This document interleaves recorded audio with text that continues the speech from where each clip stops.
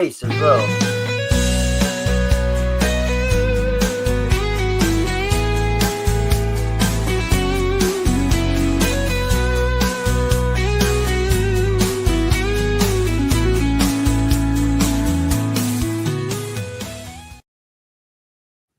Willkommen, bienvenue, welcome once again to another live stream. This is one of my favorite shows, Property Matters. We talk about all things that appertain to property. We try and create talking points and hopefully enthuse, amuse, and bemuse in equal measure. Today is no exception. Property Matters is talking about inside the temporary accommodation emergency. Hamish, would you start us off, please? Yes, I don't think there's much to amuse today. I'll try my best. It's probably more amusing than tomorrow will be. At the very, very time tomorrow.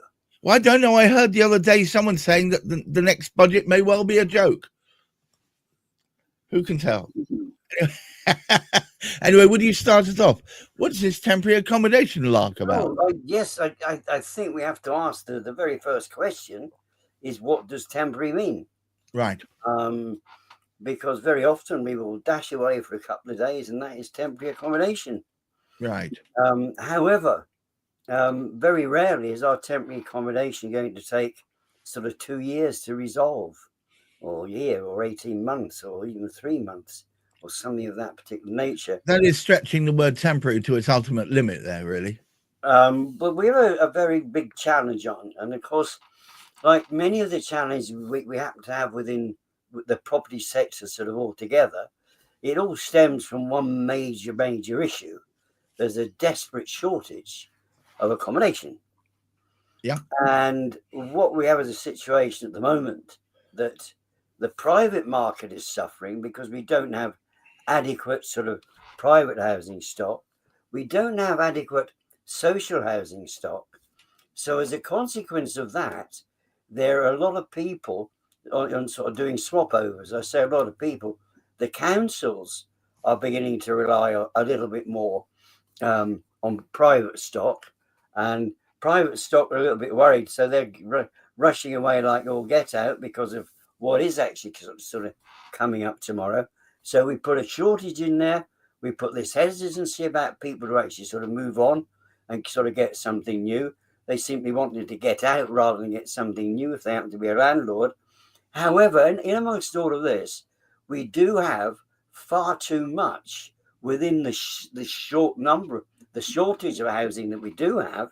We have far too many of those independent little places, and some of them massive, great sort of places, parts of many buildings which contain properties which are unsafe to live in.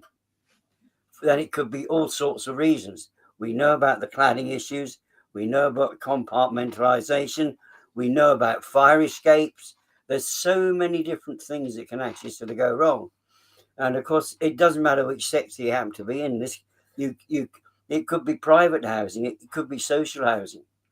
It could be something you personally own yourself that you have to get out of. And can you afford to pay for somewhere else? Because just because you're out of the place doesn't stop the demand for the mortgage payment. And sometimes won't even stop the demand, as we found in sort of several cases. One of these I came across yesterday. The house is empty. You can't do anything with it because the way the law is at the moment, you still end up paying council tax on it, which is just absolutely absurd. It's back to the same way of putting people in a very, very difficult situation. Now, as a single person, we might be able to sort of get away with sort of something like this. But if you're a family and you actually have pressure and somebody turns around and says, hey, look, this place is unsafe, you've got to get out of here. And we've had several people actually sort of join in with us on this. We haven't been able to sort of get any of the ones we visited previously on board. But one of the people that is joining us today is Tiffany, or Tiff as we prefer to call her, because it takes less energy actually to say Tiff. I think that's the way out of it. But Tiff herself has actually sort of been through this as a family because of certain circumstances, and it's likely to happen more within social housing in some respects, but it's not guaranteed to be social housing. As we know from Matt Hodges Long, who has got some tremendous figures on the type of temporary sort of situation that people are, or where people have actually been told to, thou shalt leave. The sort of decanting process, which happens on some properties which are just too dangerous to live in, and people are massive numbers of people. I can't remember what the numbers are these days, but it's far too many. But at one particular sort of stage, Tiff had found herself in that particular situation. So probably let her explain. Those of you who haven't been there, it is something you don't have any control over. It Right. just happens, and it is imposed upon you, and you somehow have to recover from the consequences. So we better pass it over to Tiff to actually explain, because Before I do, I just want to say welcome to a whole bunch of new people that have come on board on YouTube and also on X. I see you there, and thank you very much for listening. Tiffany, welcome to the show. I've worked with Tiffany for quite a while now, but I didn't realize that you'd been through the whole temporary accommodation. It must be... well, I was going to ask you, would you be care to tell your story about how that happened and what your experience was? Yeah, so as much as been in temporary accommodation before, I actually see myself as one of the more, I don't want to say fortunate, but I potentially didn't have it as hard as I know a lot of people have done. So it was back in 2018. So I had a 2-year-old daughter, found ourselves, at the time we were in a 1-bedroom flat. Housing association we were with didn't care that we were a family in a tiny 1-bed flat. Also, there was dangers within the property, not within our property per se, but there was issues where one of the tenants a couple of doors down was consistently setting fire to his flat. And where our flat was, to escape if there was a fire, we would have had to walk past his flat to get out. So we ultimately made the decision ourselves to leave, because I wasn't putting myself in that situation, wasn't putting my daughter in that situation. So we ultimately went and stayed with a friend for a while. Said friend was pregnant at the time, and we knew once she had baby, we'd have to go as well.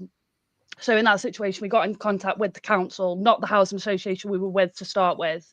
We got in contact with the council, explained the situation.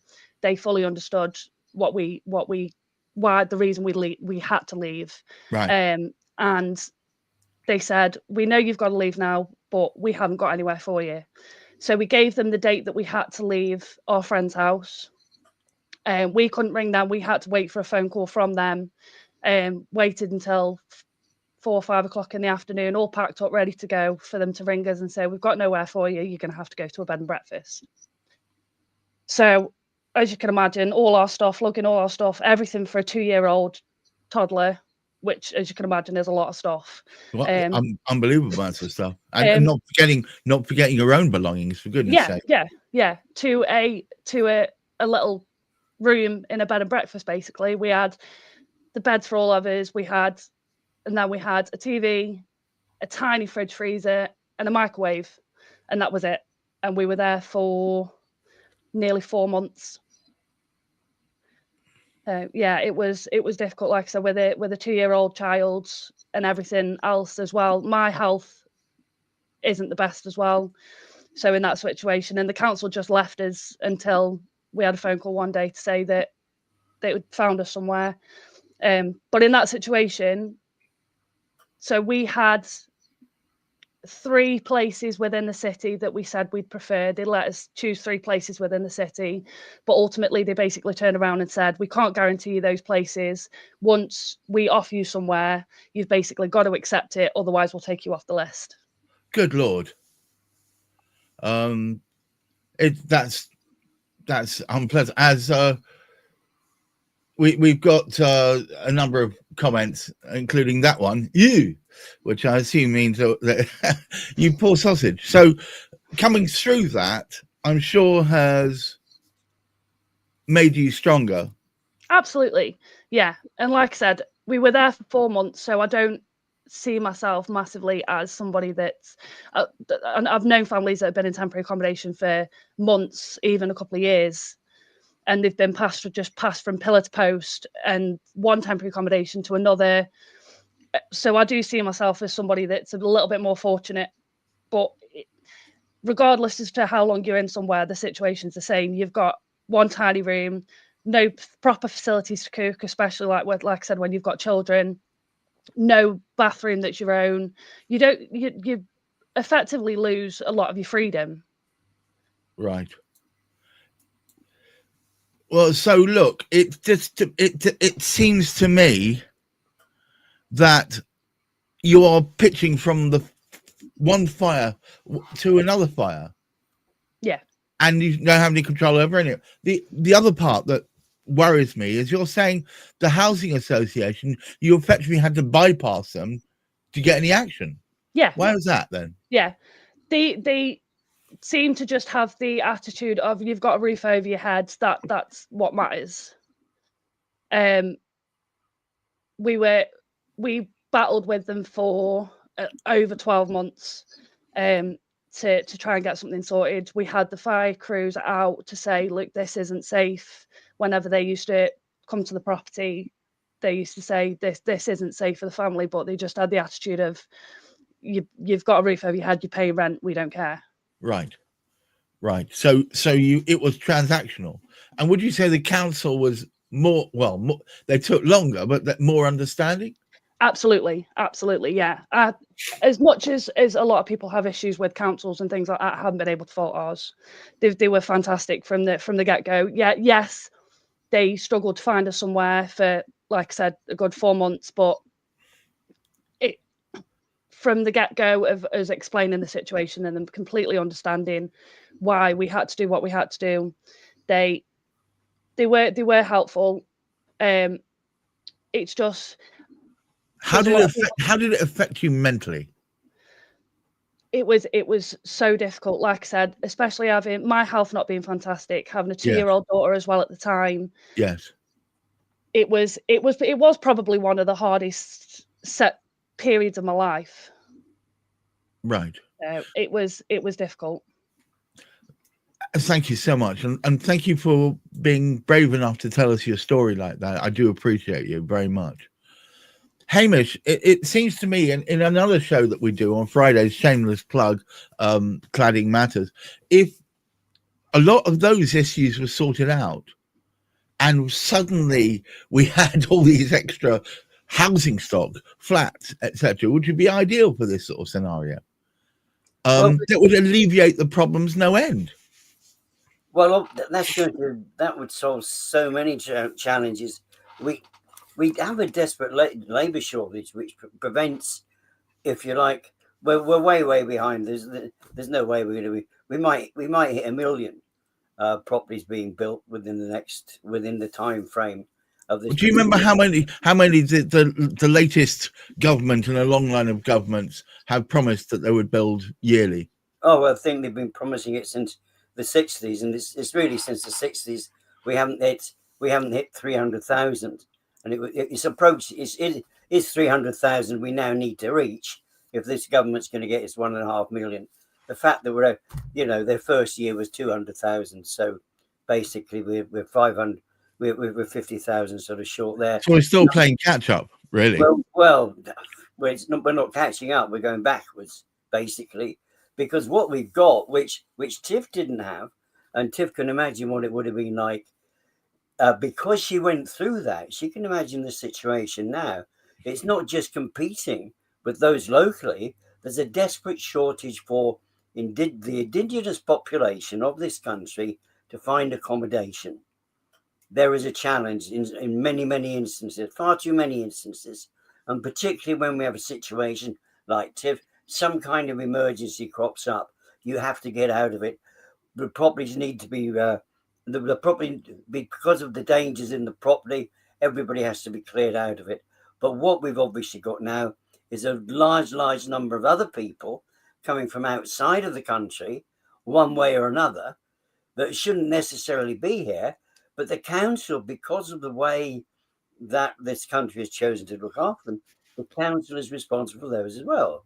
So what you need to do is, whatever situation Tiff was in then, you need to double the challenge, because there's twice as many people trying to get accommodation, as there were in those particular sort of times. But I think those that will suffer most are things like families. As a single adult, we can sometimes make do. But if all you've got, like sort of Tiff said, all she's got there is this one tiny wee oven, which isn't the best of things, depending who you speak to. Some people won't even go near that particular kind of cooking facility. No, But of course. possibly a kettle, and that's the sum total of what you've got to sort of produce your food on to survive for you and the young. It's possibly you could actually sort of say, I don't know how old Jasmine was then, Tiff, but it might have been because a lot of her foods wouldn't yet be quite solid. So in many ways, you could get by with her surviving. But yes, but it's so limiting overall. The whole situation is compressive, it's limiting, and the fact that, Tiffany, you had so little control over your ongoing destiny that absolute freedom, horrendous freedom. I mean, freedom is one of those great things. Yeah, that we sort of have in life. The great intangible. The only thing we can guarantee these days is freedom of thought. But we don't have freedom of speech. Not that some of the time is not some of the best things you want to hear because of some freedoms which are permitted, some aren't. But anyway, the struggle is, and it will continue to be that way, is that people are put into a situation which is a temporary one, which isn't. We need to find a word beyond temporary. And I don't know quite what we actually sort of find. Our own daughter, she was in a similar sort of position when her daughter was young. In actual fact, what happened? Paula ended up stopping with friends all the time, and we looked after the granddaughter. The granddaughter lived with us for about 2.5 years before Paula was able to actually sort of get something. I would love to think, and I'd love to say that your situation back then and Tiffany's situation, I mean, in the real scheme of things, not that long ago, was unique, but it isn't. And I think it's a situation that is ongoing, and dare I say it, Hamish, worsening. It's not just simply that we've got a whole bunch of immigrants or whatever flooding in. It's also the fact that there is no stock. There is just no stock. If we could increase the house building or reparation and sorting out these cladding nonsense, we would have enough stock for everyone. But because it's artificially reduced by not being replaced when people, I applaud people wanting to buy their own homes. Absolutely applaud that. I applaud the Thatcherite ideal of owning your own home. That's wonderful. But the problem is, if you're buying from council stock and council do not replace that stock, we end up in this situation. I think we've got to reflect. Then we have the big challenge with central government, don't we? There's people put in a position there. They haven't run their own business. They're put in a situation. They have to find. They're floundering really. Well, because they themselves don't know how to handle the situation. And also, most of them have never lived in the real world.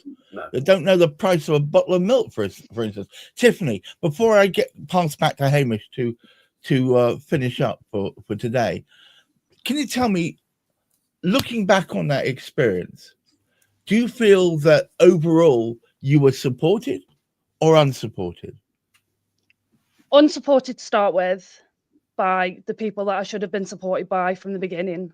Right. Supported in the end by the people that ended up helping me. Right. And so the council, which is unusual, can we name and applaud that council that took the right path with you? What was that council called? It's Stoke-on-Trent Council. Well, the Stoke-on-Trent Council, I give you absolutely a round of applause, because we don't normally hear about councils stepping up to the plate.